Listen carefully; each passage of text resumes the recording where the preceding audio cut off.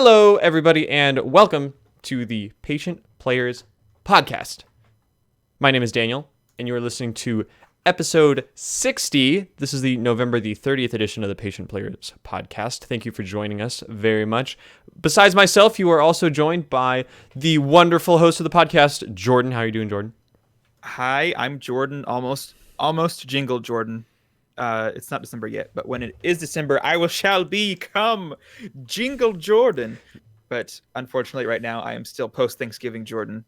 Maybe he's like normal Jordan, but who weighs like 5 more pounds than usual. Oh, okay. So you're like nearly jingly Jordan, but you're post jaunty Jordan.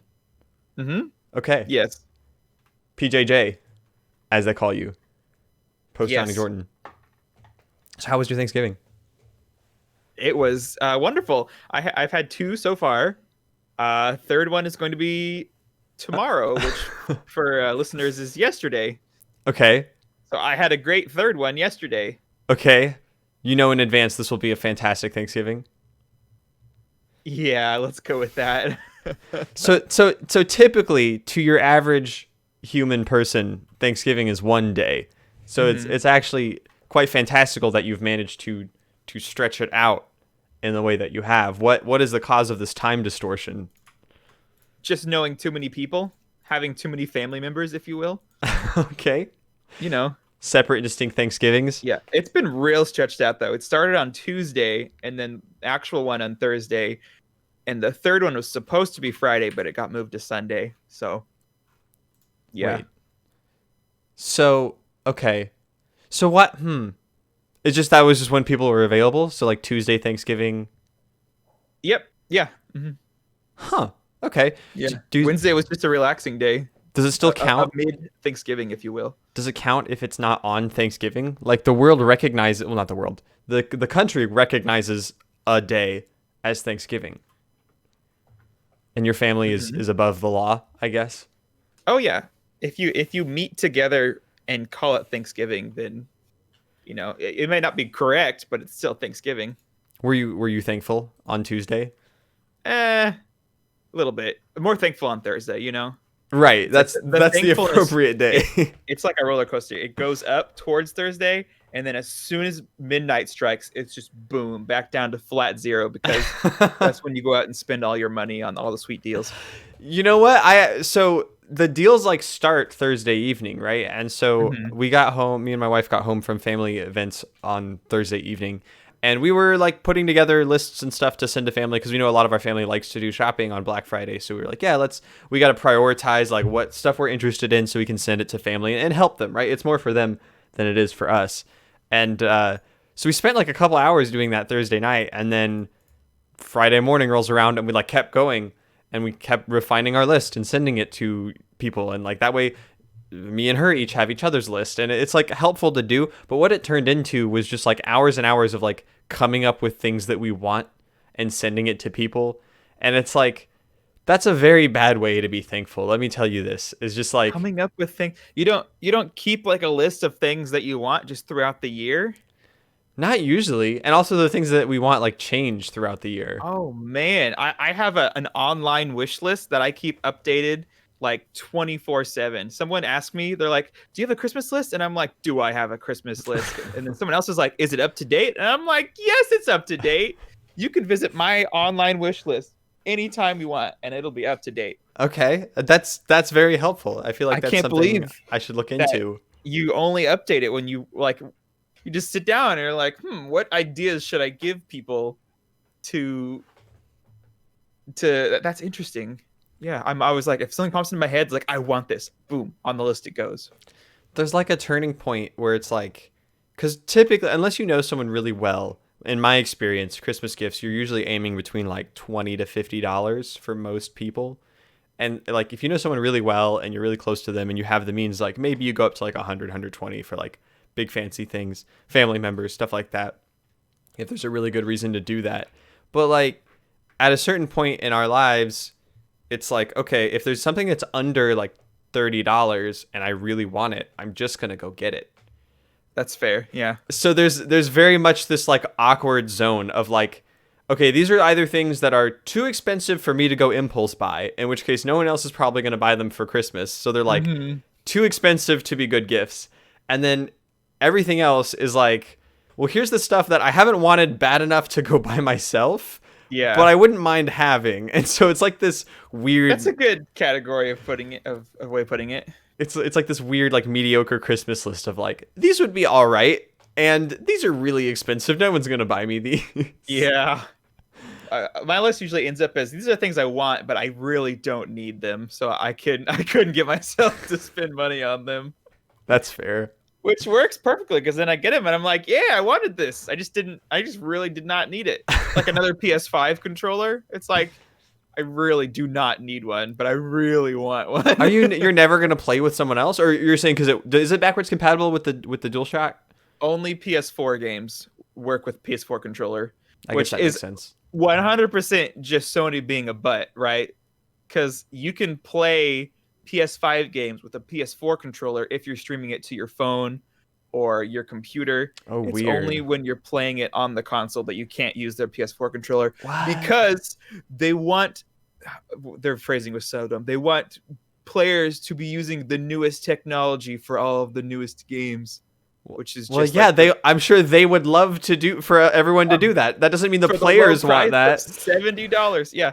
So like I've wondered, I'm like, is there a way where if I wanted to play a PS5 game with someone else, if I could get them to stream the game to their phone, but just set the phone off to the side and play it on the screen? Like there has to be some workaround that someone's made somewhere. Yeah, or Or maybe I can just put a PS5 controller on my wish list. I'm sure like give it a few months, you'll have like a USB dongle that like emulates a PS5 controller, Yes. but Oh, it dude, connects that'd to your be great. PS4. That'd be interesting.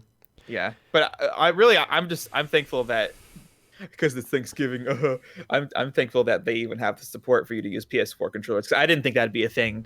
Oh, you think they Until- would just force it? Yeah, I totally thought it was just buy PS5 or you're out of luck. So yeah, I've been playing like multiplayer PS5 games using my old PS4 controllers, and I'm like, thank goodness. Oh, you mean I didn't actually had to. PS4 games? Yes, PS4 games. Okay, I was like, you just said you couldn't PS4 do games that. on my PS5 Right. using a PS4 controller. That makes sense. That makes a lot of Mm-hmm. sense. Well, I'm thankful for the wonderful people listening to this podcast. Thank you for joining us. If you are new to the podcast, we're going to talk about the different games we've played through the weeks. Any gaming that we do, we like to call it gaming in the slow lane. Oftentimes, we're going to be picking up games that were given out for free or as part of bundles or subscriptions. Might go back to a game that we regularly play that got an update or something like that. So, got some unique perspective for you each week. And then we'll go over any neat deals that we found that you think you would enjoy. And lastly, we have our question and answer section, which is the best part of the podcast, where me and Jordan are going to be answering your questions either live through the recording live stream that we do every weekend, or you can send us in questions throughout the week over at patientplayerspodcast@gmail.com, or through any of the social media or Discord channels at patientplayers.com/social. So if this is your first time, settle in, get ready. We're gonna talk about some video games. Thank you for joining us. As if you're watching the video stream or YouTube recording, I am already in my post Thanksgiving Christmas mode, as you can see. Jordan is yet to be Jingly Jordan. That will be future weeks. Keep an eye out for that. But have you got any video games going on this week, Jordan? Just a few, as I mentioned, just a few PS5 games or PS4 games on PS5. Okay. How's that experience been? It's good. It's good. It's nice that I haven't bought any games for it yet, and that I'm just having a blast playing games on the PS5. Really? So like, you haven't purchased anything PS5? It has Astro Bot, right? Mm-hmm. Astro's Playroom. I already got the platinum for that on day Jeez. one of having the console. Oh, you know what? No, I think I bought. I did. I bought the Monopoly Family Pack for $5 because it was on sale. And that is a native PlayStation 5 game? No, it's PS4. Okay. I still have to this day have not bought any PS5 games. Okay. Do you have a subscription to PlayStation Plus? I do. I actually bought one. I actually bought a year bundle this week. Okay. Because they're 25% off. Wow. From $60 down to $45.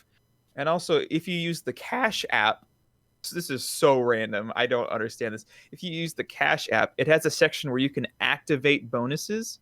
Okay. So one of the available bonuses is 10% off PlayStation purchases. So I went ahead and used that on the already discounted $45 PS Plus bundle. Is this like a third-party app? What is Cash? Or is it like... You don't know what Cash App is? No, I don't know what Cash App is. Is it like a rebate thing? I know there's plenty of those. Daniel, are you a boomer? Am I a boomer? Yeah. I'm wearing a Spider-Man Christmas sweater. Does that make me a boomer? No. I would say that helps against your boomer case. Okay. Is your wife anywhere near? Can we ask if she knows what Cash App is? My wife should be able to respond in our live recording chat and let us know. Okay, that's interesting. She knows what a Cash App is. Wow, that's so weird. Yeah, Cash App is one of the most popular ways of sending money before Apple Pay was into thing. Your wife just responded in the chat. Well, okay, look, I've had PayPal since I was like 11 years old. I don't need no Cash Apps. I don't need no Venmos, no Snap Cashes, whatever else. That's the sounds like that's the story of a self-made man. My parents don't send me no money. I make all my money myself. Again, I had a PayPal, all right? Like that, you can send money. Also, I use Zelle PayPal for is like everything the now. OG Cash App. Well, and all of the, not all of them, a lot of the big banking corporations got together and were like, why are we sending money using these third-party services that are taking a chunk of it when, like, we are banks, we know how to send money. And so they built a money transfer system called Zelle together. Yes, I love Zelle. Yes, and Zelle's it is amazing. It is built into my bank. So, like, I literally, like, I don't even use the Zelle app. My banking app has a Zelle tab. And, like, if I go to the Zelle app and I try to log in, it's like, what bank do you use again? And I put in my bank info, and they're like, don't even use this app. And it literally just opens my banking app. Yeah, mine does too. I didn't know it did that across banks. That's awesome. Mm-hmm. So I could send you money through different banks, and it would just be like bada bing, bada boom. Yeah, as long as you're connected to, you don't even have to have a bank that's built in with Zelle. Like you could make a Zelle account and hook it up to a different bank that's not part of the program. But yeah, you can send me money through Zelle. It just goes straight in my bank account. Incredible. See, I am so far ahead of the millennial generation that I already have surpassed the Cash App. That's my defense. No. Cash App is amazing. Like you got PayPal, Cash App, Google Pay, Apple Pay. I feel like there was one more. Oh, Venmo. Venmo is like OG. Like I feel like Venmo's modern. I feel like PayPal's the OG. I feel like Snap Cash and Venmo are trying to like take over. Was PayPal originally created for easily sending money to people? PayPal, if I remember correctly, PayPal was originally created for sending money to people by eBay. It then separated out as its own company and has now since then been repurchased by eBay. I believe that they are both under the same umbrella again. Wow, man, I hate Venmo with a fiery passion. Whose idea was it to make sending money into a social media app? No one wants this. And anyone who tells me like, oh, I only take money via Venmo, it's like my view of them as a person kind of goes down a little bit. And I'm like, just anything else, please. I'll freaking download Google Pay and send you money through. I'll send you money through Facebook Messenger Pay rather than Venmo. I forgot they even had that. Everyone wants in. I'll Cash App you. I'm sorry. I'll Snap Cash. Cash Snap. No, what is Snapchat's called? I think you got it right. Okay, I'll do that. I've deleted my Venmo account multiple times, and I've had to re-download it because there's always that one person I have to send money to that won't move on with the future. We're in the future now. Anyways, Cash App is the best because it's the simplest. You send money, you click add to account, boom, you're done. It used to be easier where you could have it set up to where if you receive money, it automatically goes straight to your bank account. You don't have to do a single thing with Cash App. But now you actually have to go in and add it to your bank. So you bought Monopoly. So I bought Monopoly. No, I bought the PS Plus subscription because Cash App has to expand in some way. So their new thing is that you can get a Cash App card, use your funds in the app. You could even do like stock trading with the app, which is so weird. I just want to send and receive money. Here's my 5 units of my mutual fund in exchange for the Sonic the Hedgehog video game. Right. But yeah, like they're one of their new things is there's these bonuses you can activate, Mm-hmm. which I don't understand the downside of them. I'm assuming for now it's to get people to use their platform and they'll go away. But Mm-hmm. right now you can go in and say, I'm going to activate this bonus for a week. Okay. The weird part is you just do it the next week. You just go back and reactivate it. And you can also swap them out as you're using them. So I had a Chick-fil-A one activated where 15% off all Chick-fil-A purchases. Okay. Beautiful, by the way. You do not want to know how many times I've used that. I'll get the order ready in Chick-fil-A. I'll put the money in the Cash App. I'll buy it 15% off and then just cash my money back out and I'll save like $2 or $3. And it's wonderful. So these aren't like rebates. These are actual discounts. Yeah, because you're using the card section of the app where it gives you like a card number. Okay. And just by using that card number with the bonus activated, they just save that amount of money. They pay it for you. So that does mean that you have purchased at least one PlayStation 5 game with your subscription, because I know for a fact you can still get Bugsnax for PS5 with your PlayStation Plus subscription. I wouldn't call that a purchase though. I just purchased PS Plus. Okay. Because it was cheap. But that is a PS5 game. It wasn't to buy Bugsnax. It came with my other purchase. But yeah, dude, Bugsnax. Mm-hmm.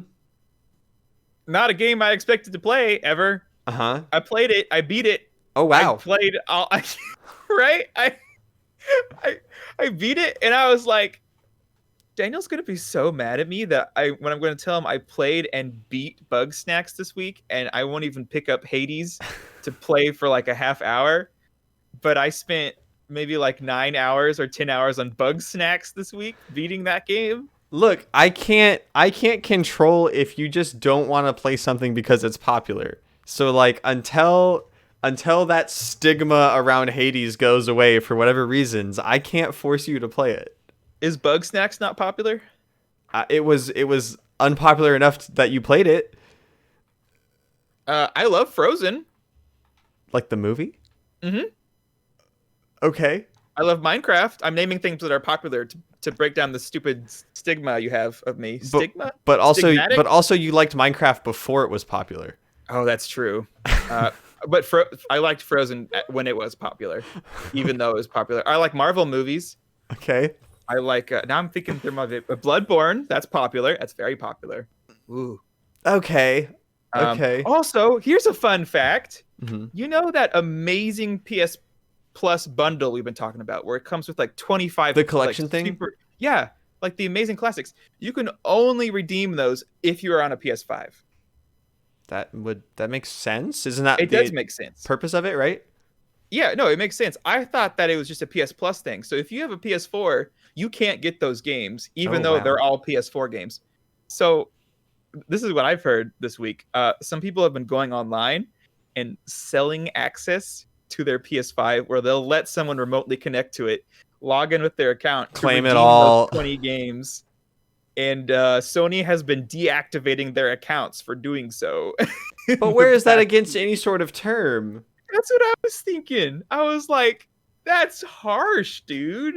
Yeah, like what's the requirement? I guess I don't know. It's like it doesn't have to be a PS5 you own, does it? I mean, they don't stipulate that anywhere. Maybe they do. I guess they do if they're allowed to be. They're only deactivating accounts, what I heard, of the people who are selling access to their PS5s. So they're not doing it for the people who log in. That is certainly against terms. Like you can't make a commercial profit off of owning and using a system that you paid for from Sony. You can't like it's not for resale. You can't turn around and sell access to your device. I think that's so funny that people were actually buying that too, just to have those games in their PS Plus collection. Mm-hmm. So tell me about Bugsnax. I downloaded a bunch of them, so I'm going to play Uncharted at some point. Cool. Yeah, Bugsnax. Yeah. Bugsnax. What about Bugsnax, my friend? What? I don't know, dude. I hear it takes some weird turns at the end, but I know nothing about what those turns are. I've been debating, like, how much do I want to spoil of Bugsnax on the podcast? Is it worth me and Marion playing the game? I am never going to say yes to that question because of the immaculate amount of beautiful titles already on your backlog that I don't want to, which I guess is just Divinity at this point that I care about, at least. 'Cause you played Undertale. Mm-hmm. Yeah. No, I wouldn't say so. I don't think. Okay. Like it was a game. It was Uh-huh. enjoyable enough for me to play the whole thing. Okay. Um yeah, I really don't know. Like I beat it and I was like, that was really weird. So But it prior kept to me this playing. prior to this weird turn at the end of the game that is there, I don't know anything about it, but like It's not that big of a turn, honestly. It's not like this big reveal moment. sure, but just playing the game, like tell me about it. What'd you think? Yeah, it has a lot of Pokemon vibes. Maybe that's what kept me playing Mm-hmm. because you have like a book and it shows all of the buggy snacks Mm-hmm. that are available to catch, and each one is like a puzzle on how to catch it because some of them fly and you're like, oh, my trap can't fly. Some of them are too small to be caught. Some of them they just exist in different environments. Mm-hmm. So the game is really just discovering how to like disable the bug, or not disable. What's a better word for that? Prohibit their existence? No. What? Reprimand the bug? Are you What? scolding the bugs and then killing them? What? No. What What's is a the word g- for just like disabling someone? Like you don't disable a person, you reprimand them. Reprimand is not the right word. I can guarantee that. What's the word for when you can't walk? Incapacitate? You decapitate. No, not that. Decapitate is I hope you're not decapitating these bugs. Is it incapacitate? That works. Handicap. You handicap them Okay. essentially to be able You're to catch them. crippling these bugs? Is there just like a bunger burger thing sitting in a wheelchair at the end of this game? What are you doing to these poor bugs? Basically, like if there's a fire bug, you have to find a way to put the fire out before you can catch it. If there's a flying bug, you need to find a way to like knock it out so it's dizzy and then you can catch it. Okay. Okay. Yeah. That's cool. Yeah, and it has a pretty fun story to follow, I guess. And it kept you going all the way. You did the full thing. You hunted down every bug snack. You did the snack bugs. I haven't gotten like the platinum trophy. I'm debating. I kind of want to go back and get it. I looked at all of them. They all seem doable. Mm-hmm. I think it'd be fun to be a certified bug snack champion, if you will. Okay. A bug. Yeah.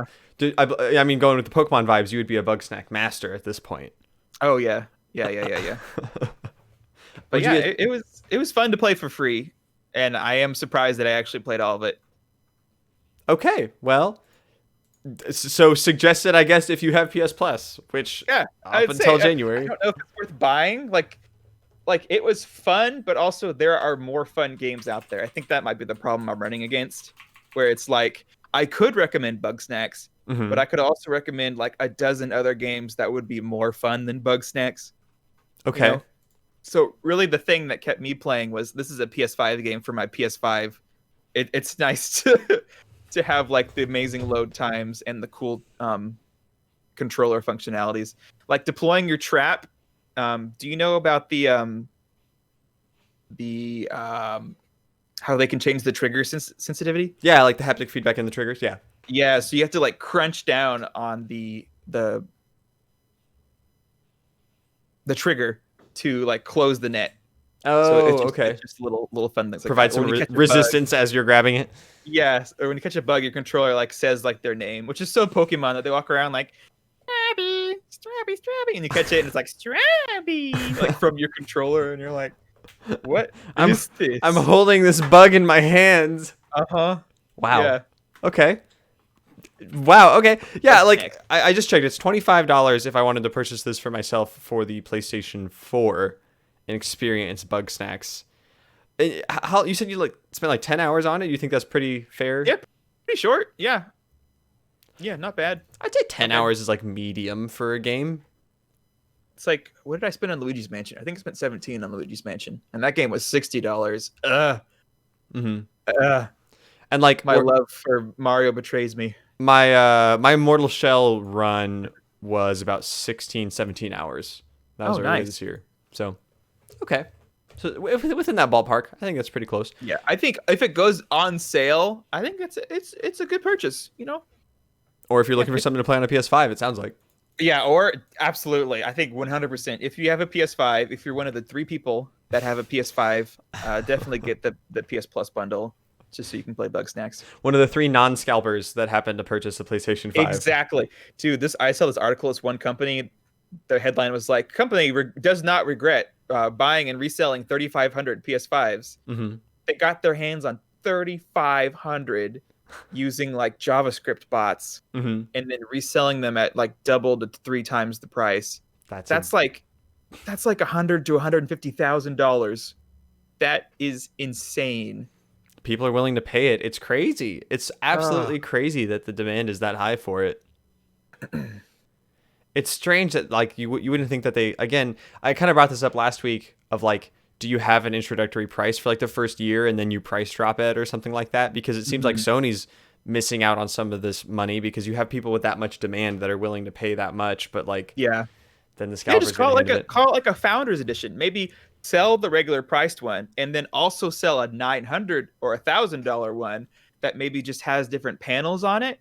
Mm-hmm. Like this is part of the super founders, so that obviously the higher price point for the exact same product, dissuades everyone from buying it, but it's still the people who actually still want one. Mm-hmm. They can pay scalper prices, but pay to the official company. Exactly. Or even GameStop. GameStop is so sly with selling high demand things. Mm-hmm. They'll be like, oh, we see everyone is wanting a Switch or a PS5 Switch from earlier this summer. Mm-hmm. So let's throw in these 2 games that nobody wants and this stupid third-party controller. And then but you charge like 4 times as much. Yeah. Yeah. Or you just charge it the price of all of them bundled together. So you're buying each individual item, but you can't actually just buy the console. Right. But because it's still an option, people will eat that up because they're like, I don't care if I get these 2 dumb games. I'm buying the Switch, actual item that I want. Yep. Sneaky GameStop loves dropping bundles. They've had a ton of PS5 bundles, up to $900 worth for just having games and subscriptions included in the price. No. Here, as professional video game podcasters, here's the way that you need to do it, Sony, for your next console launch. You need to jump on board the hottest trend that everybody knows and loves, early access. Here's your early access PlayStation 5. It's exactly like what the final result model is going to be. It just comes out like 9 months earlier and it's twice as expensive. So if you really want a PS5, here's your early access PS5. And then when you have your first big launch title that you actually want to sell to people, that's when you launch the normal PS5. But everyone's had time to get that scalping out of their system. You know what I mean? Would they like just update it, or are you saying like this is actually just the launch console prepared 9 months in advance? It's the PS 4.5 is what they'll call it, and then the PS5. I already have one of those, Daniel. No, that was a PS 4.2, PS 4.5, PS 4.7. Look, I'm just saying that early access is obviously the future. Everyone's doing it, Jordan. In fact, welcome to the Patient Players early access podcast stream. We're doing it too. Why wait till Monday to listen to our dumb faces talk about video games when you can do it on the weekend? So now you who listening on Monday, how silly do you feel? You didn't join in on this early access stream. We should start changing the name to that. Early access. Wow, just imagine just that one word change, like boost views. By is there even like a tag on Twitch for that? I'm gonna look at there is 100%. Early access? Yeah. That is hilarious. I feel like that's unfairly using the tag early access. Who's gonna stop us? We're professionals. That's fair. Oh man. All right, I've been playing some video games. I want to talk about some video games, Jordan. Mm-hmm. You've been over hanging out with your bugs and your snacks. Meanwhile, I have been repeatedly winning one of the best games of the year so far of Hades. Repeatedly? Oh, you're just winning over and over and over again? Yes, I actually just recently lost my streak of 9 consecutive wins of the game, which is awesome, and it's a lot. Needless to say, I have achieved the like true ending of the game where there's credits. Yeah, they nice. I'm sure no one needs me to say how great Hades is yet again, but I will anyways. Hades is awesome. In typical fashion, it has really awesome characters and story because it's a game from Supergiant Games. And so just like all of their games, it's super fascinating story and it's intriguing, but it's a roguelike run-based game. And so the mastery at which they tell a story through repeated runs is part of the game. And that doesn't stop when you beat it. There's story built into repeated runs even after you've completed your first one. So there's some significant story beats when you beat it for the first time, but those story beats continue every time you beat it after that. And it takes a while before you see like credits roll and you have like conclusion to the story. And I am past that point now. I'm in the end game. So I'm continuing to play the game because there's still some stuff to do. And I love not looking up anything about this game because there's like a few things that I don't know, and I don't know how to do them. Like there's stuff that like characters may have mentioned in passing, like secrets that the game obviously has that I haven't found yet. And I'm like, are there secret bosses? Is this like a Spelunky thing? Is there like a Yama world somewhere out there that like that sounds like my kind of game for the sole purpose of just spending hours on a wiki, spoiling the game for myself? Because that's how I like to play games. Is I like to just like read through a wiki like a book, and it sounds like that game has got to have a chonky wiki. But you're gonna miss out on that dopamine rush when there's this thing that you've been like unknowingly like passing by like 100 times and you find it and you're like, oh my goodness, they put that in there. It's amazing. That's true. Maybe this should be the time when I don't look up how to do stuff beforehand. I was so proud of myself for beating Into the Gungeon, because that's a hard game. And I did it using like wiki strategies. Okay. And like, there's some insane stuff you need to do to find the last boss. And I was like, this is awesome. And I told my buddy Evan, and he's like, oh, it doesn't count because you looked it up. And I'm like, it counts. Screw you, buddy. The game plays. I still played the game. I had to do all the things. I just didn't have to figure out how to do the things, which isn't really the main goal in a bullet hell game. So I didn't feel, obviously it's not like 100% like I did it. I figured it out on my own, but I still felt pretty good for beating that game because it's hard. And that freaking Evan was like, derp, derp, derp, you stink. Just take it out live on the internet. It's okay, Jordan. I will, and I'm gonna clip this and I'm gonna send it to his dumb little Evan face. Full of love, though. Full of compassion. Because we here in Patient Players, we do love. We do love. It's pouring forth from your speech. Everyone can tell. We do love, and we do Thanksgiving and Christmas. I'm thankful for Evan's stupid little face. Hades is a good game, and I want to talk about it with you more, and you should pick it up and play it. Just do like 2 runs, and then you can talk about it, even if you don't like keep playing it. Are you just humming Bugsnax now? Right here. It's Bugsnax. All right. I'm thinking actually about buying. We'll talk about some of the deals. There's some holiday deals going on. I'm thinking about buying Hades on Steam because they will roll in cross save at some point. They have promised that, and they're trying to do it quickly. But I will say this, Mr. Daniel, Mr. Daniel Podcast. It is not on PlayStation. I thought it would be. Sadly, it is not. You probably know that already. Mr. Daniel Podcast. I am Mr. here. Daniel Podcast. I am here. Mr. Daniel Podcast has arrived. I was like, I like my PS4. It's nice. And Daniel wants me to play Hades. So I'm like, if it's on PS4, I'm going to buy it and play it. It's not on PS4. Hades hasn't released on PS4? Yeah. That makes sense. Oh, I almost played it. You would. So wait, you're telling me that you would have repurchased the game on a new platform and then played it there, but you won't just play it on the Switch, which is already like your favorite console of all time. It is pretty good, yeah. All right, cool. I'm glad we're just clearing up the situation as it stands right now. Yeah, me too. What else can I even say about Hades? It's good. It's fun. I've gotten pretty good at it because I beat it over and over again. And again, like, it's crazy how you can make every little combination of stuff work somehow. I've also started doing, after you've beaten it a few times, you can add in like modifiers that allow you to still unlock stuff, because you unlock stuff and then you can't unlock it again for the most part. But then there are still upgrades that you can purchase with like special currencies and stuff. And so you have to up the difficulty of the game. And then when you go past all those same checkpoints, you'll get the rewards again. And so Interesting. I've been experimenting with the different weapons in the game, and because they all have their own sets of unlocks and all the different difficulty modifiers that will like change bosses' damage, change characters' health, change like add new mechanics like special armor plates on certain enemies and stuff like that. So really, really fun. I'm gonna keep playing it, even though I've super beat it. I feel like there's something out there. I feel like there's some hidden run condition. I feel like there's some secret boss out there. I don't want to be spoiled on anything, but I'm gonna try out a bunch of different stuff. At what point will you look it up? Because I know how much you love Hades. You say it's pretty good. So at some point you're going to want to experience all the content, right? Yeah, at some point, certainly. The game has done a good job of pointing me in the direction of trying certain things.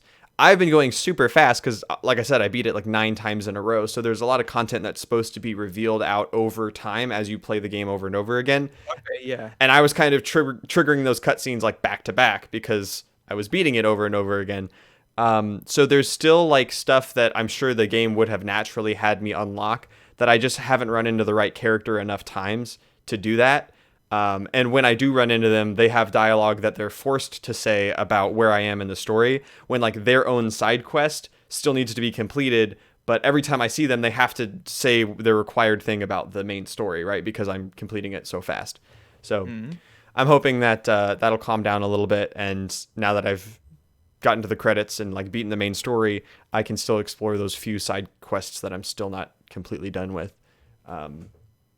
I'd say once I've run out of that stuff, once there's no obvious like next thing for me to do and I'm just playing with no reason, I might like look up a hint from someone who knows it, or maybe at that point I'll try to ask for a hint and find out that there really isn't anything like super hidden.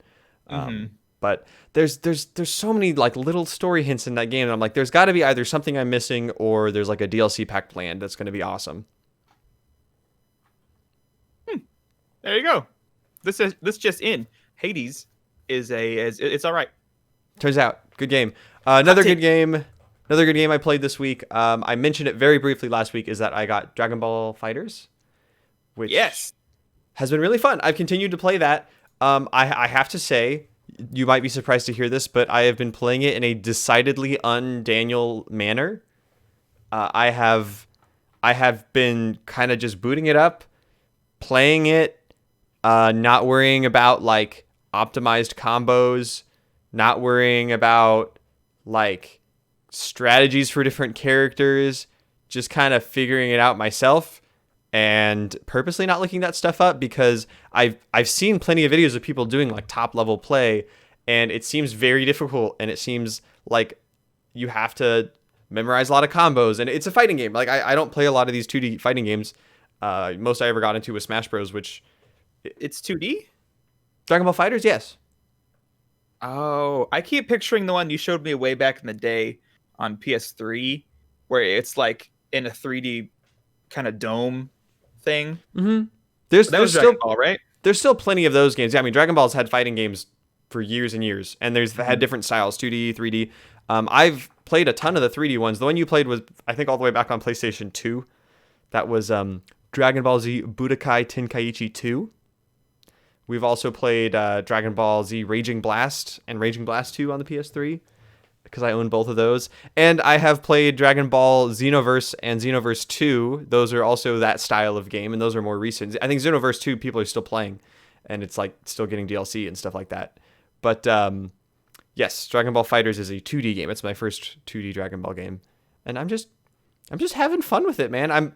I'm going into the like the AI arcade game where you like play a bunch of AI in a row, and if you do really well, you get like more difficult AI, and if you do poorly, you do against easier AI.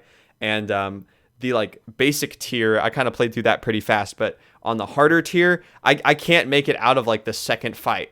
Let's say that like there's 5 difficulty tiers. I'm like beating the first one like mostly, and then the second one I kind of get stuck there, and like that's my skill level right now, and I can't beat that easily enough to like move up to the higher tier difficulty. But yeah, I've almost, not only do I not want to go look at the combos, I'm like actively avoiding that kind of thing because I think I think turning it into a try hard game is going to make it way less enjoyable for me. Like there's something I really like about just like going in and kind of like I know what buttons do what, and I know generally like some of the strategies of when you block and what moves counter certain other moves, but like I don't know any of the characters' special moves by heart. I don't know any of their combos, which is like very important if you're going to play the game at a high level. And I don't really want to learn. I don't want to make it about that because then it's going to feel very different to me. That is weird. Thank you, I guess. But have you played it with your wife yet? We played it once months ago, the first time I bought it. That's right, when you returned it. Yeah, and then I returned it because she didn't really want to keep playing it. And I was like, I don't really want to play it by myself. And then I bought it again later because I did want to play it by myself. So I have no intention of trying to like get her into it again because like she's got enough to play. And... Does this have an online mode? Oh, yeah. Oh, okay. Yeah. So you're saying you're not even going to go near that if you're not trying to learn all the buttons and stuff? I might, intentionally knowing I'm going to get my butt handed to myself until my skill rank is like low enough that I'm playing against other people who don't care. But yeah, like, nice. That's one of the things I've been like avoiding online because I don't want to get online, get my butt handed to me and be like, what was that combo that guy did? And then I like go look it up and watch a video and all that stuff. Yeah. So that's how I'm doing it. And I think I'll keep doing that. Funny enough, to show you how much I've been taking this kind of lightly and not very seriously, I actually have been playing it on my Steam Link, which like fighting games are like the quintessential, like you don't play that with any lag, right? You don't like, you play with a wired controller on an Ethernet LAN cord, right? Like you're not leaving anything up to chance with what frame your counter comes out on or whatever, right? But I was just like, I don't really care. I'll just play it in another room using Steam Link. Does the Steam Link work with your fancy fighter board thing? My fight stick? Yes, that's the one. I haven't been using my fight stick. Oh, but that's why you bought it.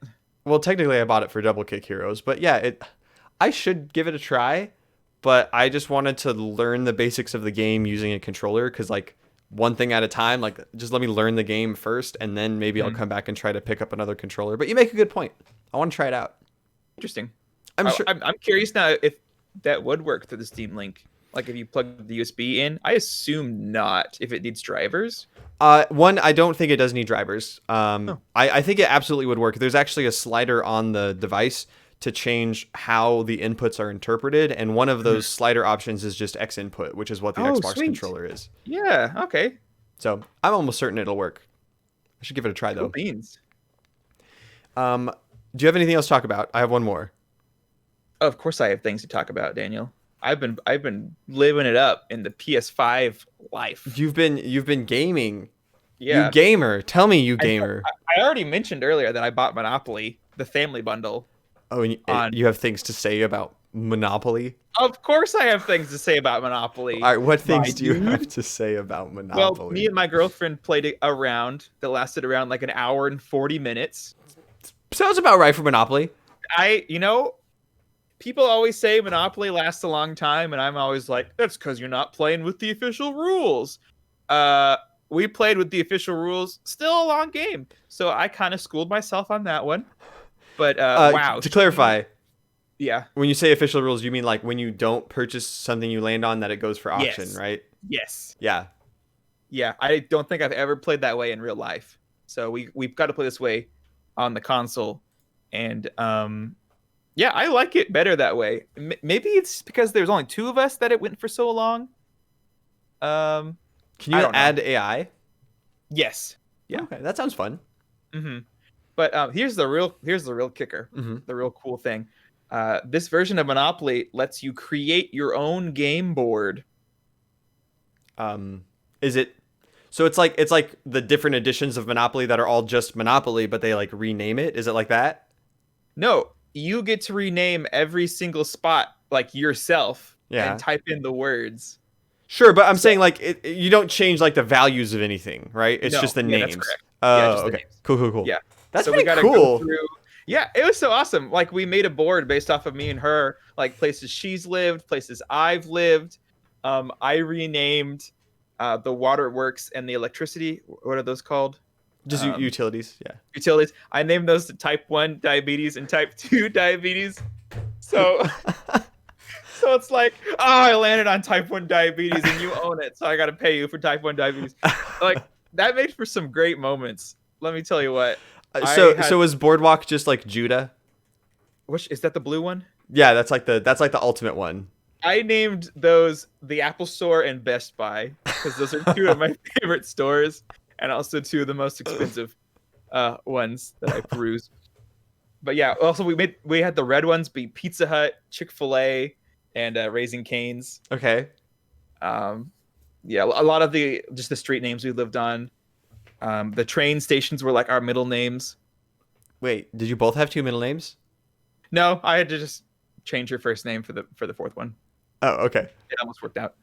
But yeah, that's all I have to say about Monopoly. Just that it was a lot more fun landing on spaces that had goofy names that we got to make ourselves. Okay, that's interesting. Yeah.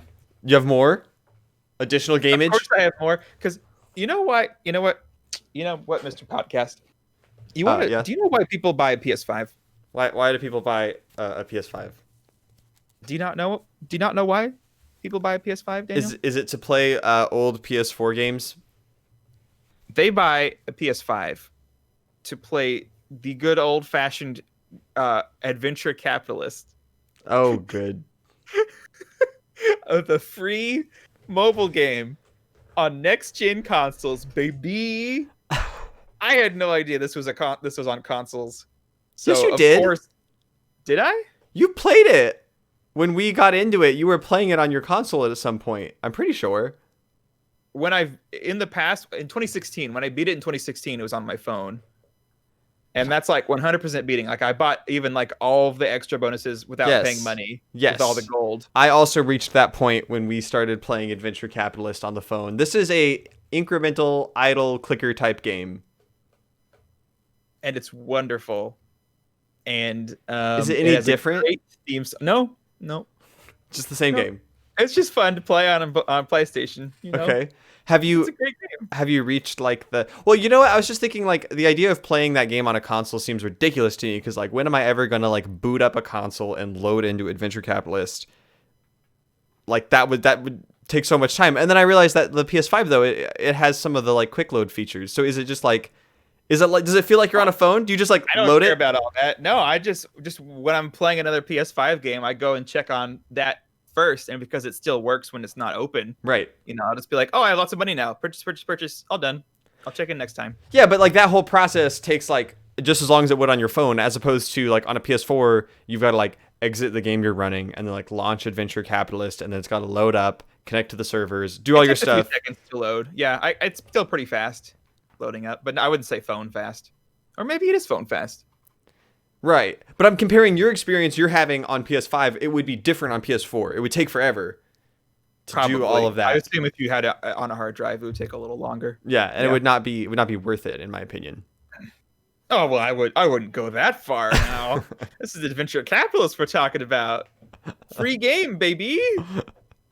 Are you going to go all the way? Are you, like however many months that took, you're going to reach the end? Honestly, having it on console is like a wonderful barrier to getting sucked back into it because I don't have my console with me everywhere I go.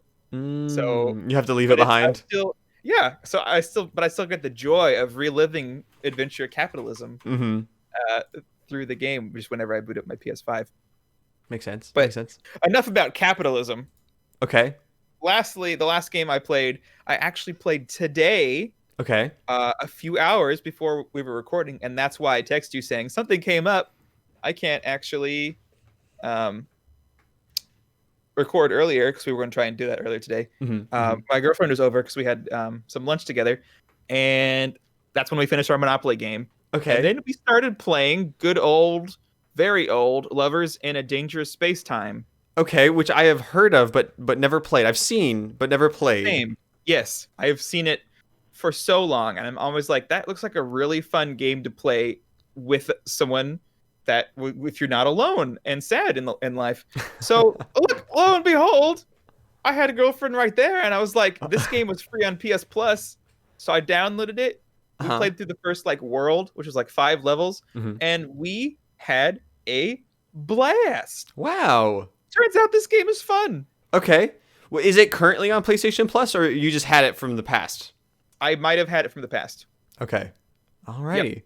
Well, Yeah. shout Super outs. fun. Yeah, I would do all the ship steering, and she would be the one running from room to room doing all the shooting because she's like, I like doing the shooting, and I'm like, this is great because I like doing the steering.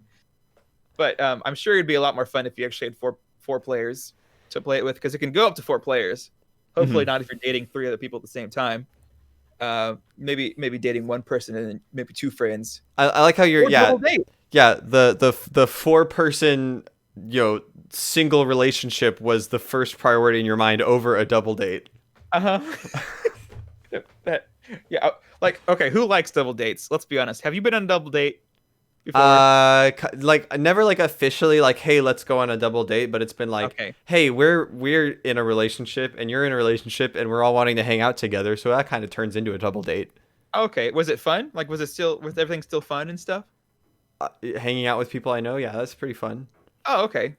Now, is this like you knew them both separately before they were dating, or you just knew one of them and then they brought along? I'm not like recalling a specific event right now. I've been out with friends with my wife before, and sometimes those people are in a relationship and like. Okay, interesting. So that makes it sound like you were already friends with both of them. Yes, usually. That's typically.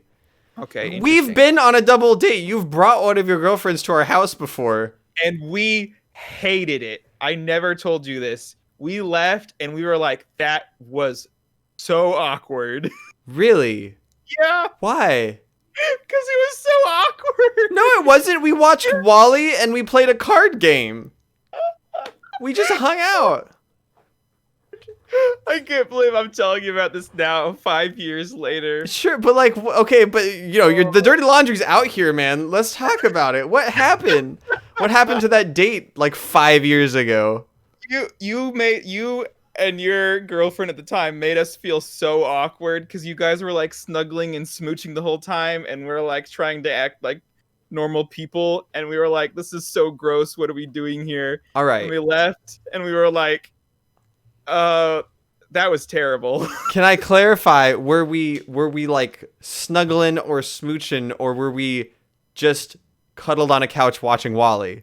You were cuddled on the couch and little smoochies, kiss, kiss, kiss, kiss, kiss, like rubbing noses, and we're over here just like trying to like keep it cool, be calm, and we're just like, weird. It felt like we were being double wielded, even though it was supposed to be like a double date. It's like, should we leave early or something? All right. Ooh. All right. That cat's out of the bag. Great. I'd be willing to do it again now that you're married and things have, calmed down a little bit on your side of the board, So just throwing that out there.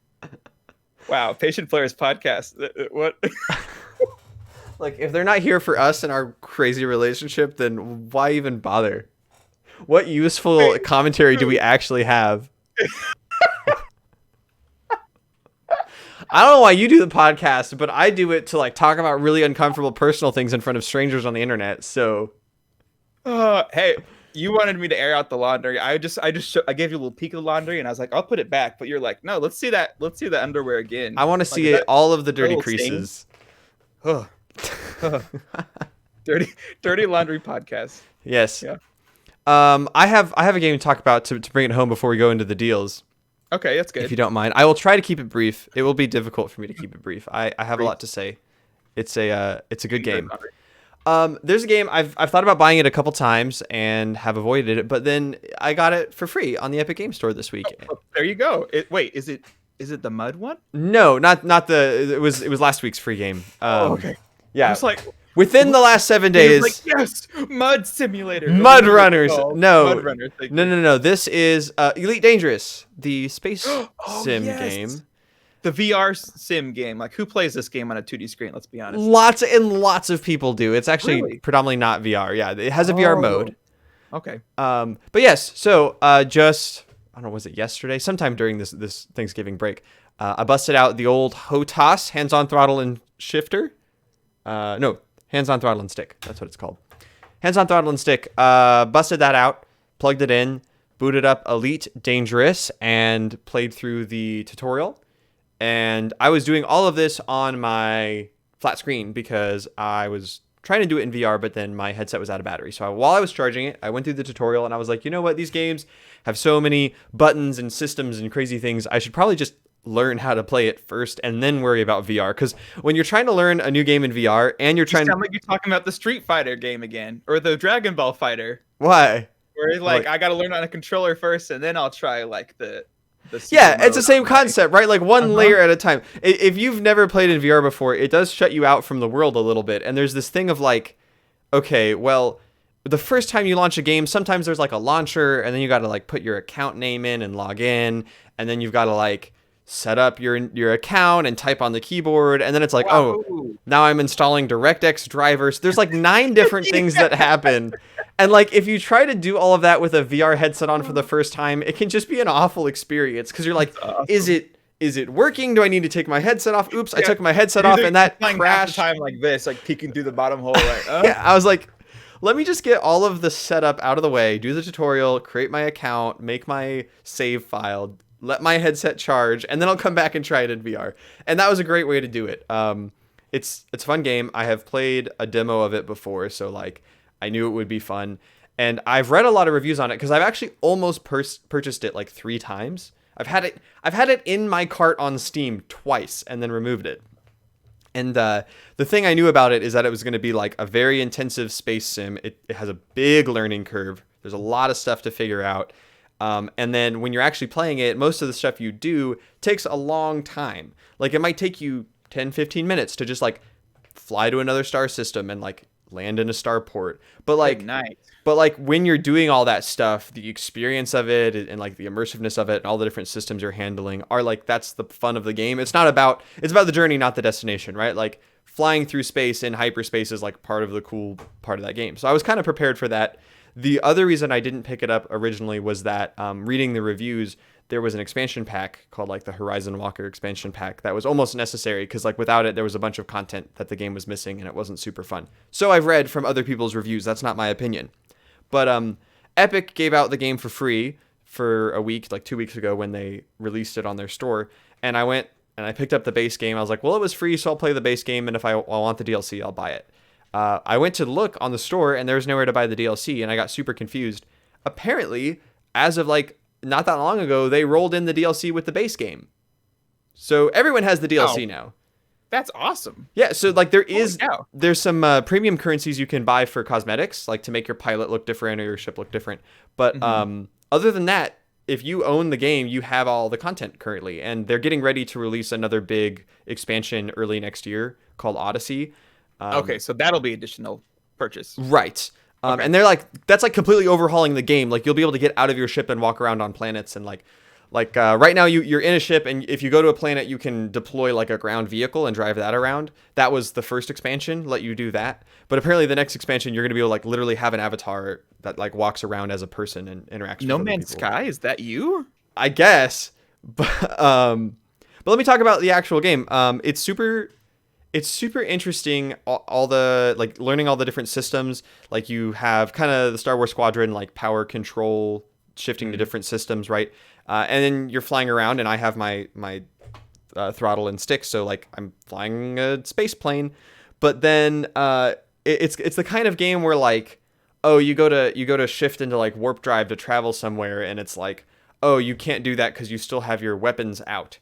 So you have to like find what button on the keyboard is like put away the weapons and put away the landing gear and like, oh, I have my cargo scoop engaged. I have to disengage that.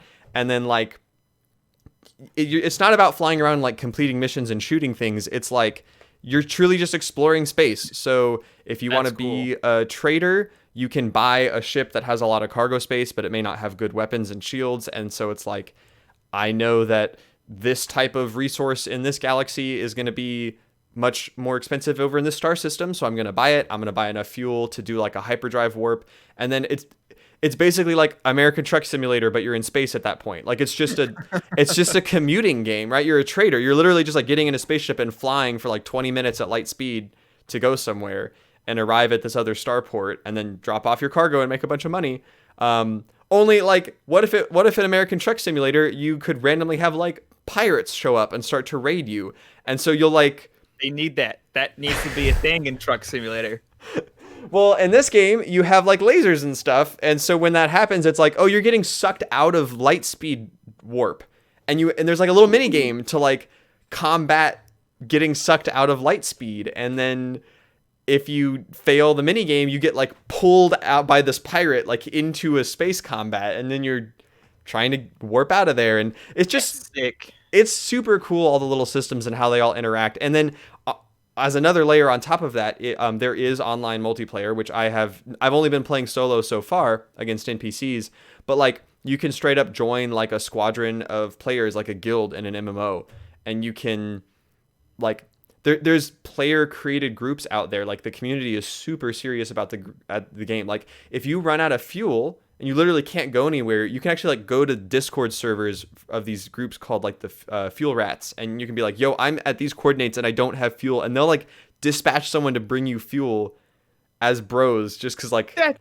awesome. And there's like 4 or 5 different like community groups like that for helping people. There's like community bounty hunters, because like players who attack other players or like attack starports and steal stuff will get bounties on their head, and other players will like go after them, and like it's nuts.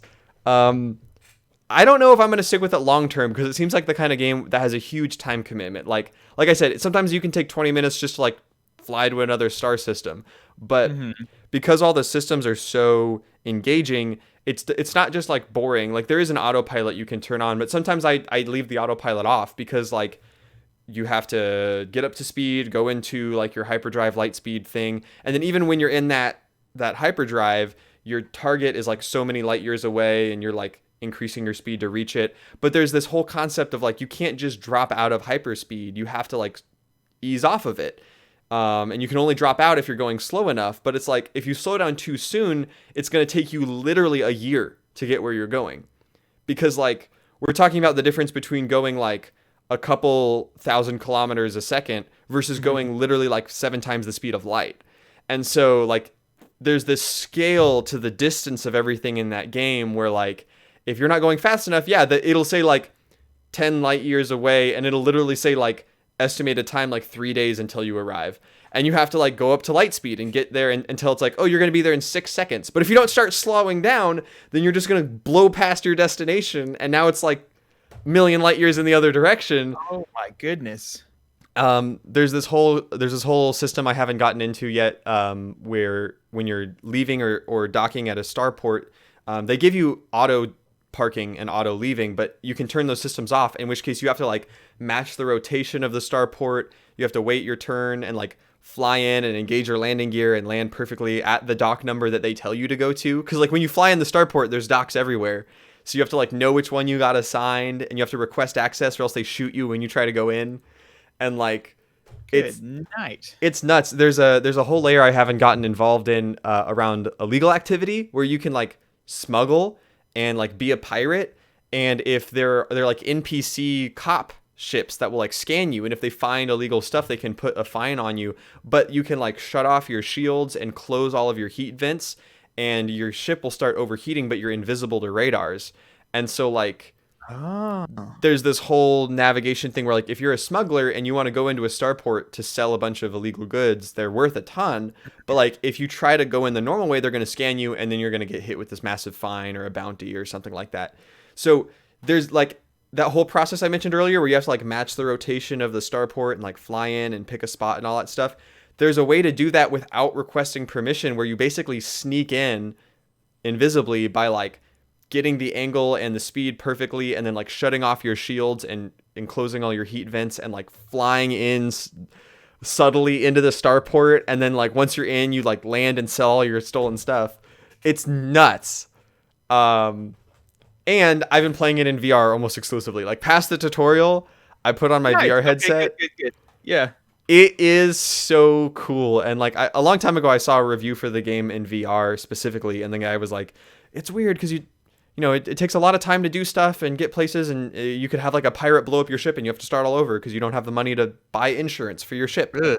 But at the same time, like just being like in light speed and like warping to a new star system and just like seeing galaxies fly by me, and then I get to where I'm going, and then it's like boom, I crash back into normal speed, and there's just a sun, and it's like the size of a sun. Like if I try to fly around it, it's going to take me years because I'm going normal speed. But Wow. like it in VR, you're just looking at like a sun, and then you're like dog fighting another ship outside of the sun, and like it's super cool. I'm definitely gonna play more of it. I could show you some at some point tonight. I could stream some for you, but like I'm having a blast. It's super cool. I can't believe that was one of the free ones they gave away. Like honestly, I've also seen it on sale on Steam many times and been like, I've heard good things about this. I don't know if it's my kind of game in terms of advancedness and Mm-hmm. having to learn all the advancednesses, Mm-hmm. but it's nice that I at least have the option now for free.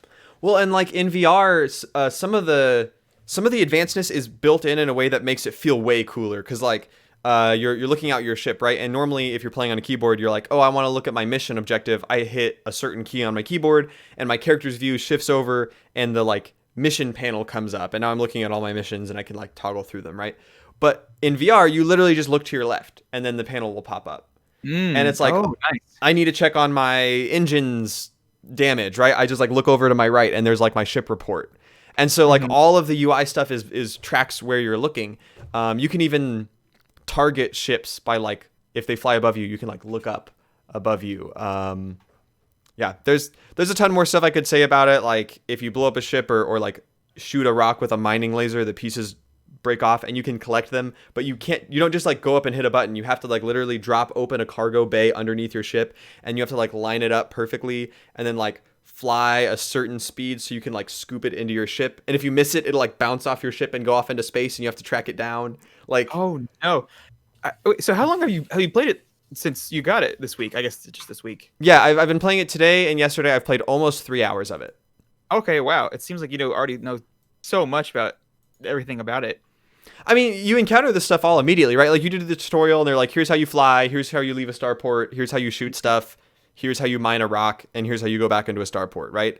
And then the remaining 2.5 hours of me playing has just been me figuring this stuff out. And like, I tried being a miner at first because that sounded cool, but I did not have 2 mining lasers, and I only had cargo capacity to hold like 2 rocks, and so that did not work out for me. And then I ended up finding out I'm pretty good at shooting pirates, so I started becoming like a mercenary, and I've made a ton of money. I bought a brand new ship. That was the last thing I did right before I got off the game. Was I bought a new ship that's better at fighting, and is faster and everything, and it's just cool.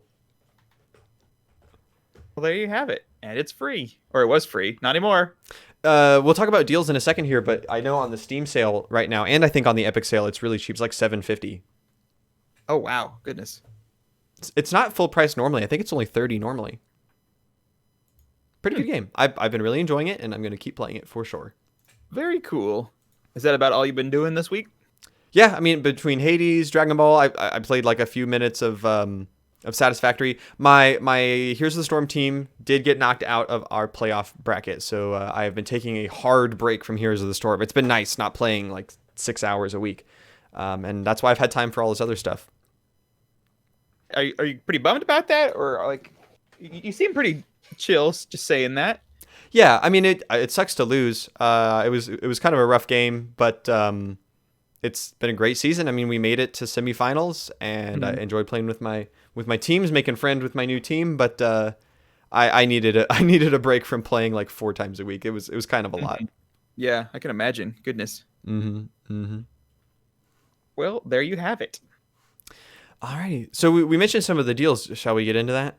Yes. All right. Delish. What has caught your eyes this week, Jordan? You know who's having a really good sale right now for Black Friday? Who's that? It's GameStop. Really? Yes, GameStop has some huge discounts on controllers, Switch games, like first party Nintendo games. Big discounts. Like Yeah, what are the big ones that you want to call out? Oh goodness, I don't remember. I just remember looking through them and being like, "Oh wow, oh wow, oh wow." I put some Nintendo Like games on my wish list. Super Mario Bros is 25, Splatoon 2 25. Huh. Yoshi's Crafted World 25. I think the new Watch Dogs is half off at 30. I saw that on the Epic store just a second ago. I think it was like 45. Yeah. Yeah, on GameStop, it actually is half off. Squadrons is down to 16. Wow. Squadrons on Steam is like it's on sale, but not that much. Yeah, like I it's crazy. I'm like, wow, of all places, I didn't expect GameStop to be like the best place for Black Friday deals. I gotta say, with as much fun as I'm having with Elite Dangerous, and like the 2 hours before we started recording, I almost asked your login to Steam so I could share Squadrons with myself again, because I for some reason I lost access to your stuff again. Oh, sadness. But I was like, maybe I should just try Squadrons just to compare it, and maybe I'll end up picking up Squadrons during the sale. That would be fun. I would love to hear how what those two games have in common, what they don't have in common. I imagine they're super different because Squadron sounds like a mission-based, like combat-focused game, whereas Elite Dangerous is like you could just be a space trader if you want to be, or whatever. Right. Just like in terms of like ship maneuverability. Yeah. And controls and stuff. Yeah. No. I want to try it out, so I certainly want to do that, and then maybe pick it up. Those are some crazy deals, though. Yeah. Good on GameStop for having some good old deals. I think they're also doing like a buy two get one free on pre-owned games for PlayStation and Xbox and stuff. Very cool. Very cool. The PlayStation Plus stuff for December has been announced. So Bugsnax is going all the way through the year until January. So you can still get that going one. all the way. All the way. That is only if you have a PS5. If you have either PS5 or PS4, you can pick up Just Cause 4, Rocket Arena, and Worms Rumble, which is not a bad pack of games for December.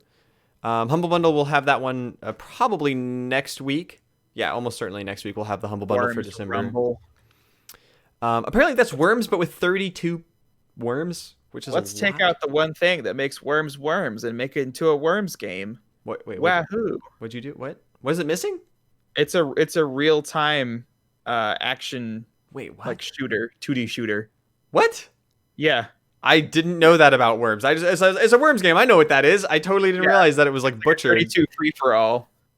It's like that's not a Worms game. That's just a 2D combat game. I guess as long as I can still like ninja rope around and drop dynamite on people, but I guess those people will be moving now, so it'll be a lot harder. Exactly. Yeah, you just have to have better aim. Weird. Okay. And then we mentioned a couple games on sale on Steam because there is the Steam Autumn sale going on. Like you said, Star Wars Squadrons, not as good as the GameStop deal, but I think it's currently sitting at, let me see. It is one of the top sellers actually on this entire sale for, I had it just a second ago, sorry. It's sitting at $24, which is 40% discount. Hades is actually 20% off, even though that game just released for $20. And the number one seller right now, at least in this country, is Doom Eternal, which is a game that came out this year, mind you, and it's still $60. You can buy it for $20 right now. Whoa! Additionally, the Master Chief Collection for Halo is marked down to $26, and they just released Halo 4 for that. So that is 6 games? 1, 2, 3, 4, ODST, and Reach, all for $26. That's nuts. That's pretty nice. Among Us is 20% off, all the way down to $4 from $5. So if you don't own Among Us on PC already, now is your chance to jump in on the action. I think I bought that because I have an alternate Steam account now. Okay. So I saw Among Us was 20% off, and I was like, yeah, just in case I need a second copy of Among Us ever. There you go. Well, now you have it. Yeah. Couple other big ones I wanted to shout out. Monster Hunter World, you've heard us talk about that a lot this year. That's marked down to $20 from $30. I believe that's the base game. I'd have to see if Iceborne is any different. Jedi Fallen Order, which starts at $60, is down all the way to $24. I talked about that game a bunch this year. Wow. Really liked it. Jordan, you should still finish that game. It's fun. I do need to finish that game. It's going to be really hard now, though, that I've forgotten how to play. Oh, you'll get back into it easy. Just run around the world for like 30 minutes. You'll be back in it. I guarantee it. Yeah. Well, I guess I can't really play it if I wanted to right now anyways. Oh, with your video card gone. That's true. Yeah. But yeah, I mean, there's a couple other ones I could shout out. The only other one I think that stood out to me a bunch was Control Ultimate Edition, which is normally only $40, which is not bad. It's down to $20. So that game is what is it? Almost 2 years or just barely 2 years old, but that is sitting down at $20 for the complete edition. That is nuts. Good deal. There's also been some Nintendo sales going on, right? I think so. Oh, one more on Steam. I completely missed one. I mentioned Hades is on sale. In fact, they have their Supergiant Games bundle. So you've heard me talk about Hades and how much I love it. All of the Supergiant games, in my opinion, are really good. I haven't played Pyre, but everything else I've played super good, and I've heard Pyre is good. But you get all 4 games and all 4 soundtracks all in one bundle, which is huge. So if you have never picked up any of the Supergiant games, I suggest their total bundle. It's great. That's cool. Yeah, Switch is still having their Cyber Deal sale until December 2nd. Okay. Pretty good selection, Borderlands 17, Mario Party 40, Dark Souls 20. Daniel loved Dark Souls. That's a good game. Dark Souls is great on Switch. Dark Souls on Switch is a game where you can pause Dark Souls anywhere because you can just sleep the console. It's the only Dark Souls game that you can just be like, oh, I'm in a boss fight. Doesn't matter. I'm going to pause. Good night, boss fight. I'm not seeing much else that stands out to me. I almost purchased the Assassin's Creed Rogue bundle, which is only $20, and yet it gives you Assassin's Creed 4 Black Flag and Assassin's Creed Rogue, which are the 2 like pirate-themed Assassin's Creeds. Mm-hmm. I played Assassin's Creed Black Flag on PC a couple years ago, and I got everything you could get in that game. I loved that game. Very fun. Almost purchased it again on Switch, but I already own it on PC, so if I really wanted to play it again, it's easy for me to do that there. Mm-hmm. But I'm sure it super fun. Looks like it's on Switch. I don't think it would matter that much in that game. You're just sailing a pirate's life across the ocean, shooting things with cannonballs, stabbing them with your assassin's daggers. It's great. Yo-ho, indeed. Very good game. What else did I almost purchase on Switch? I had like a whole list of things. I added like 7 things to my wish list on Switch. I should really go check that at some point. I think that about sums it up for the deals. Have you heard anything on that Age of Calamity? No. The Hyrule Warriors Age of Calamity? I added that to my Switch wish list and my Christmas wish list. Oh, yes, the new one. Yeah. Yes, I've heard that it's very good, and it's also on my Christmas list in a few places. Interesting. Gotta take a look at that at some point. Mm-hmm. We did miss the free Epic Games for the week, so we kind of mentioned it in passing that Mud Runners is free right now. And we look forward to next week. Yeah! Share with us what next week brings for the free Epic Game for the week. It's Cave Story Plus, baby. Cave Story. When we did our favorite games of all time episode, I think that made my list. If not, it was one of my noble mentions, or whatever you call it, honorable mentions. Yeah, those noble mentions. Noble mentions. It was either one of those. I mentioned the Prince Cave Story. Cave Story is so wonderful in such a unique little way that it almost like it's wonderful in the way that Bugsnax is wonderful, where it's like, yeah, it's a fun little unique experience that you could have more fun playing other games, but this offers an experience that is just it's just good. Just a good experience. Yeah. It's very similar in tone to Undertale, but if Undertale was not an RPG and was instead like a run and gun shooter. I haven't beat it. I should. I've beaten it like maybe 4 or 5 times. I should at some point. I have it on 3DS. Oh my goodness. I have it on awesome. I think I have the original, not Cave Story Plus, but I think I have the original Cave Story on Steam, and then I have it on 3DS. Never beat it on either, but I'll get around to it. I think I got thrown off by the like branching story where like you could lose out on certain gun upgrades and stuff because there would be like a decision. And at that point, I was still like pretty obsessed with like completionist and like collecting everything. And I was like, oh no, I don't know what to do for this decision. And I would like look it up and I'd be like crippled. I'd be like, I want both of these things. I can't choose between these 2 options. And then I think that's kind of what threw me off from playing it. And then I just never went back to it. But this time around, I'm much more comfortable just like playing a game the way I want to. And if I want to play it again, I will. I feel that every time I play it, I have to get every gun possible, and then, like you said, there's some you can't get everyone possible. But I'm just like, who cares? This game's amazing. I like. There's not even a point to getting all the guns possible. I just love this game. But I do recommend if you do get it, you will need to look up what to do to get the true ending. It is not possible to figure out. There are items hidden in places where there's just no telling that it's there. It's just randomly clicking A on a spot. Wow. And the person's like, oh, I found this. And then you need to know what exactly to do with that right away. And if you progress too far, you lock out the ending. So you need to know what to do and when to do it. Would you suggest that people do that on like a second run through? I guess, like if you think you're only going to play it once, then no. But if you think you're going to like it enough to play through it again, then sure. Okay. Yeah, it's definitely a much harder ending if you get the true ending. Ooh. From the extra boss fight that you unlock. That's a good insight. Thank you for that. Mm-hmm.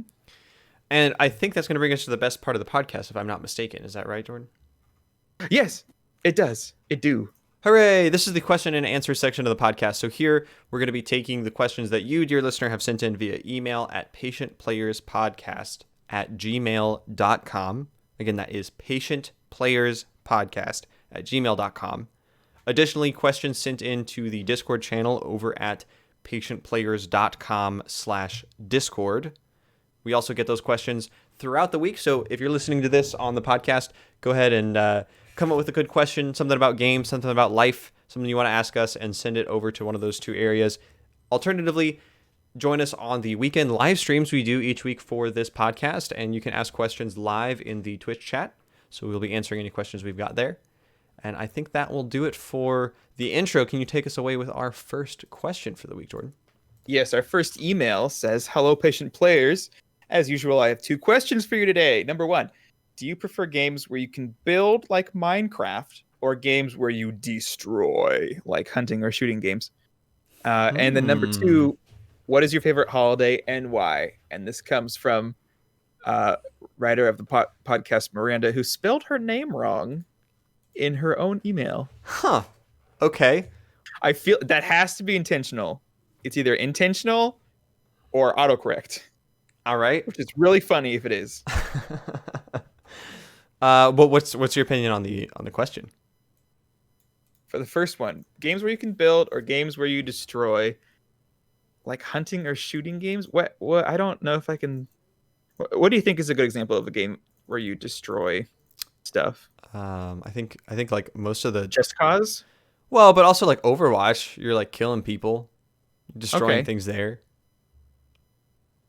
I don't know how black and white is this, right? Like, does every game fit into one of these two categories, or like, or like some games you just like Mario, you don't destroy or build unless killing a Goomba counts as destroying.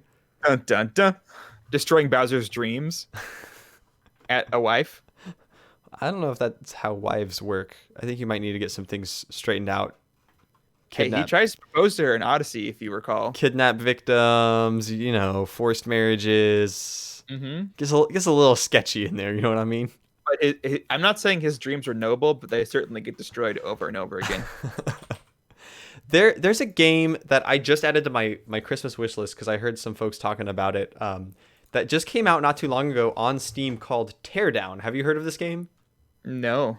It's like everything's voxel based, but not like big voxels, not like Minecraft voxels. It's like little tiny ones. Everything's made of little tiny voxels. Baby voxels. But it's fully destructible. And then it's like, okay, you have missions you have to go do where it's like, hey, I need you to, in 30 seconds, destroy this object in the river. So you have to like, before you collect the object, you have to set up a route where you like take a sledgehammer and knock down a wall where you can drive a car through it off a ramp and then flip the box into the ocean. And then maybe you start the whole thing by setting these wood supports on fire, and then that causes this whole building to crumble over, and like everything is destructible. And I keep hearing about how fun it is and how nuts it is to just destroy everything. And so I do like games like that. They're certainly faster than games where you build, but I can't appreciate like, oh, I built this thing in Minecraft. It took like 2 days, but now everything just works automatically and it's beautiful. Or I built this big structure that looks gorgeous. Yeah. I don't know if I can pick. Here's the real question: is Minecraft a game where you build or a game where you destroy? I think that depends on the person playing Minecraft. That is exactly what I was going to say too. Depends if you're a griefer or not. I don't know. I mean, I like both. What can I say? Well, us and our decisive answers. Thank you for sending them in. What's your favorite holiday? Apples and oranges. What's your favorite holiday? My favorite holiday. My favorite. I feel like we've been asked this already because I remember saying already on the podcast, my favorite holiday is my birthday. I don't remember that. I give 363 days a year to everyone else. You want to go for coffee? You want to be bailed out of jail? I don't have any friends like that, but if I did, I'd be there. One day of the year, I'm going to have a day that I am not going to feel bad about making everything about me. You know what? I love it. I love having an official Jordan day that's so conceited, but it's okay because it only happens once a year until I die, and then I'm dead and the holiday goes away. So it's like a limited time release for everyone else to celebrate Jordan podcast. I have two questions. What happens on the 365th day of the year? My brain was like, oh no, it's 365 or 364. And I went with the wrong one. What? Who else is that day about? Let's just say it's Christmas, because I also love Christmas. Just because I like getting stuff. That still sounds like it's about you. Oh.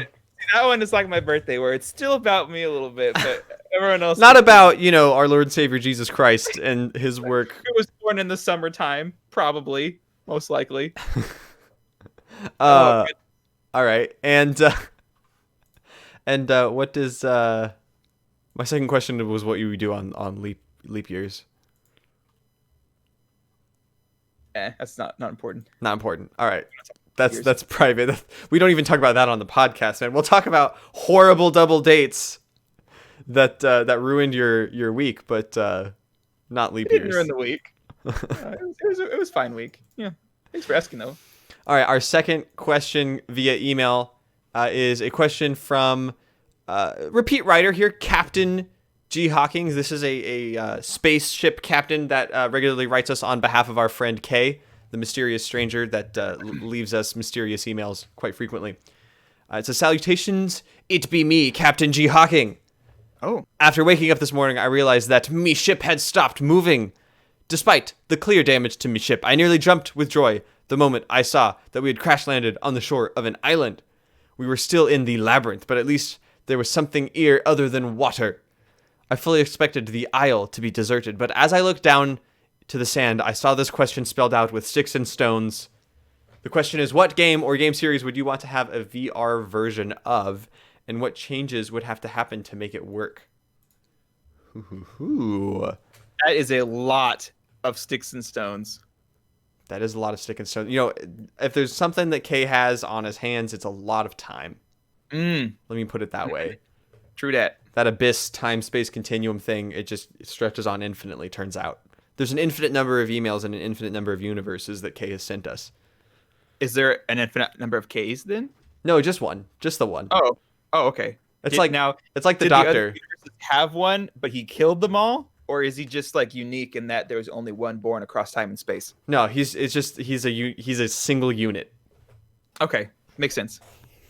I regret not doing the thing I used to do, where I used to pre-look at the question so that I could know what to answer, because this is a great question. I do not have an answer for it. Nothing is coming to mind. So there's a game I've played in VR that is very much like another game, and I would like this other game in VR. I've played a game called Chronos. It's actually the game that the Remnant from the Ashes people made before they made Remnant from the Ashes, but it's a VR game. A very early VR game. It actually came out not too long after the first Oculus Rift launched. And it is a controller-based game, but you are playing in VR, and it is a Souls-like. It's a Dark Souls-like game. But rather than you inhabiting first-person sword and shield wielding warrior, you are still third person viewing your character, but your perspective in VR is just kind of like a fly on the wall at different rooms. So like, imagine you're in VR and you're sitting and you're in. Oh, that's right. I have seen that. You're in a room and you can see bad guys in the room. You know, you can't like move from your spot. You can just look around and see the whole room.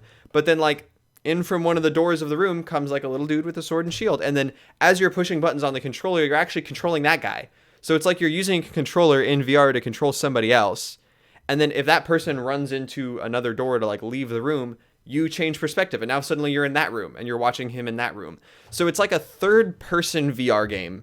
And I played a bunch of that game. I really liked it. It worked really well. But I imagine like throwing a Dark Souls in there would be so cool because like picture some of the environment design or like the boss design of Dark Souls, like the giant dragons and the big flaming demons and like all of the cool stuff and the cool environments in Dark Souls. But now imagine like sitting in them and playing Dark Souls while you're like sitting there watching this giant fight happen, and like you get to see the size difference between like your character and the boss in 3D.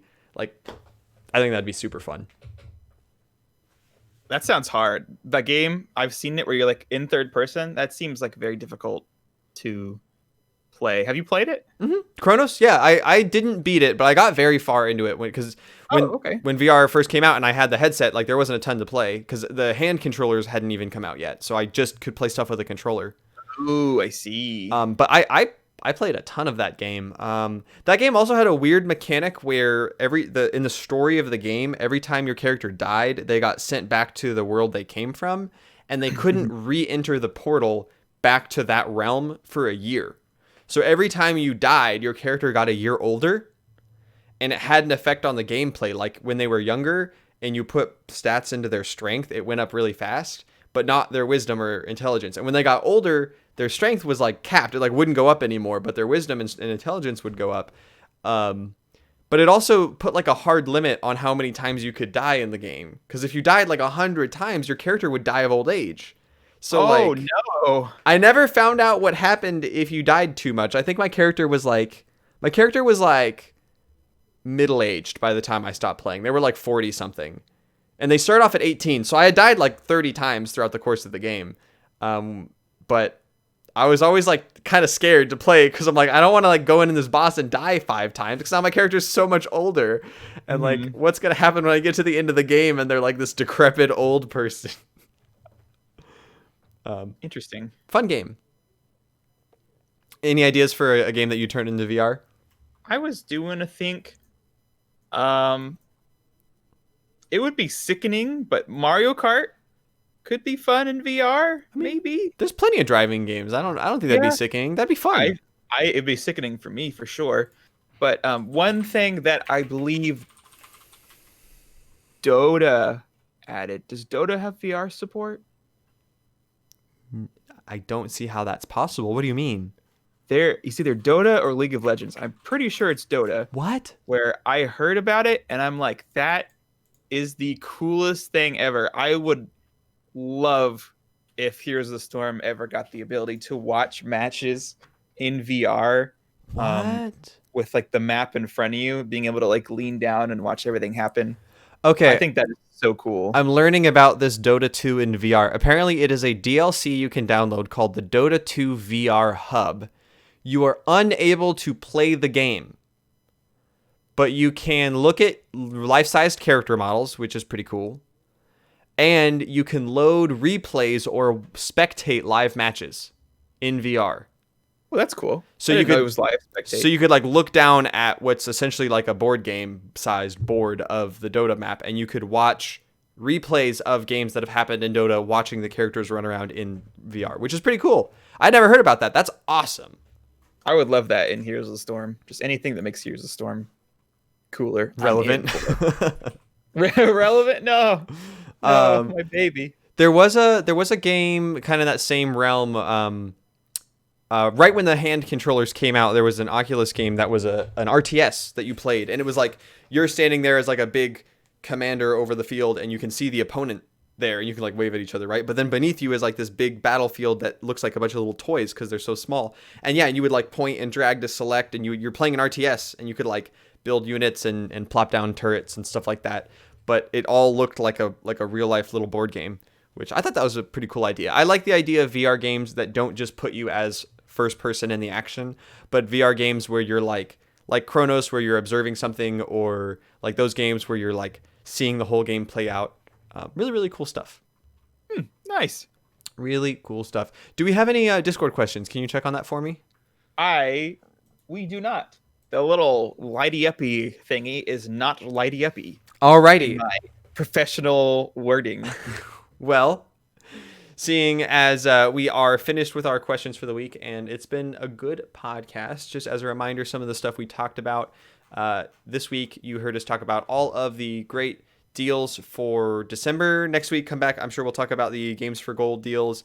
We'll talk about the Humble deals for December. And of course, That'll be Jingle Jordan. And Jingle Jordan will be here. Plenty of reasons to make it next week. Make sure to send in your questions over at patientplayerspodcast@gmail.com. And this week, as a refresher, we went through all sorts of fun discussion about Bugsnax, Elite Dangerous, Hades, Dragon Ball Fighters, Monopoly, everyone's favorite game, Lovers in a Dangerous Space-Time Adventure Capitalist, and we went through the different deals that you can find. But we want to say thank you for joining us. Thank you for being a part of this fun little podcast we've got going on. If you're new to the podcast, we are obviously a pretty small operation, and we are kind of staying the same size here. We're not pushing out very hard, but we do always appreciate it when you share us with the people you know who would like this type of gaming content. We are happy for reviews on any sort of podcast service or on YouTube. Follow us on Twitch. That does help us reach out to more people and make this a fun little community. If you have the time, stop by the Discord channel over at patientplayers.com/Discord. Join the community there. We are often putting together like Among Us games or building channels around games that we're playing frequently so we can all get together and talk about that. And you got anything for us, Jordan? If you're having trouble giving birth, does that make you constipated? No. No? Okay. Different conditions. Okay. I was wondering if that's like the same category. Nope, not even close. Okay. Yeah. You said we what was your wording? You said we have trouble pushing out? Or we don't. Oh, like expanding the podcast. Yeah. So I was like my brain was like, say like a constipated pregnant woman, and I'm like, that's not constipated though, because that's human instead. But I'm done. Are you now? Yeah. Goodbye, everybody. Episode 60. Episode 60. Signing off. Adios.